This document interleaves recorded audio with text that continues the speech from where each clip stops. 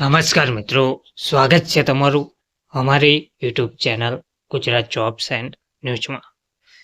મિત્રો, નવા વર્ષની શરૂઆતમાં જ ઉજવણીની ખુશીઓ બમણી થઈ ગઈ છે.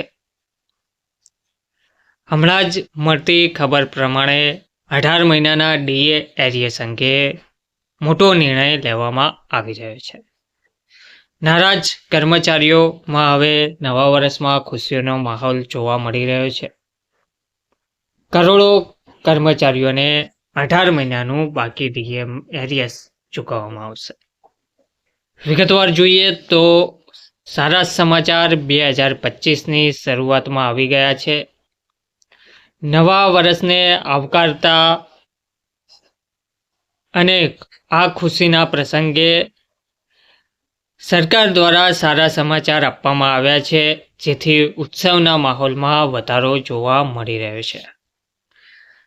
વર્ષ 2024ના અંતમાં સરકારી સૂત્રો પાસેથી વધુ એક મહત્વના અને સારા સમાચાર મળ્યા છે.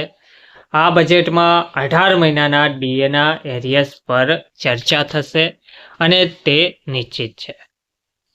સંભવ તે પણ છે કે કર્મચારીઓના ખાતામાં ફસાયેલા નાણાં પણ બજેટ બાદ તરત જ બહાર પાડવામાં આવશે.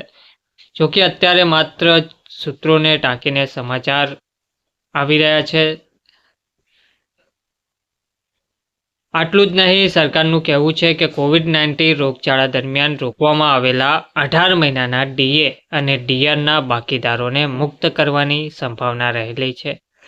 આ પહેલા બજેટમાં સરકારે ડીએ પર છૂટ આપી હતી, પરંતુ આ વખતે કર્મચારીઓને ડીએની ભેટ આપવામાં આવશે તેવા સમાચાર મળી રહ્યા છે. એવું પણ કહેવામાં આવી રહ્યું છે કે સરકાર લાયક કર્મચારીઓના ખાતામાં 3 હપ્તામાં બાકી રકમ જમા કરશે, જેનો પહેલો હપ્તો ફેબ્રુઆરીમાં જ રિલીઝ થવાની આશા છે.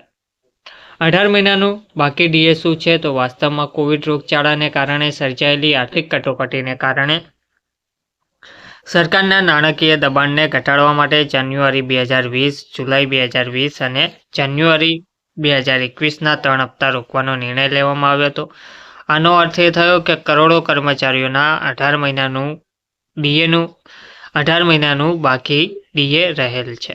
તેની રિલીઝને લઈને ચર્ચા પણ ચાલી રહી છે. હવે સમાચાર મળી રહ્યા છે કે કેબિનેટની બેઠકમાં આ અંગેની ચર્ચા સકારાત્મક રહી શકે છે, જેના પરથી સ્પષ્ટ થયું છે કે સરકાર આ બજેટમાં આ અંગે ચર્ચા કરશે. કર્મચારીઓને કેટલા પૈસા મળશે તે પણ સ્પષ્ટ કરવામાં આવશે. તો હવે ટૂંક સમયમાં આ અંગે ફાઇનલ ડિસિઝન એટલે કે ફાઇનલ નિર્ણય લેવામાં આવશે અને બાકી ડીએ ચૂકવવામાં આવે તેવું કહેવામાં આવી રહ્યું છે. ધન્યવાદ.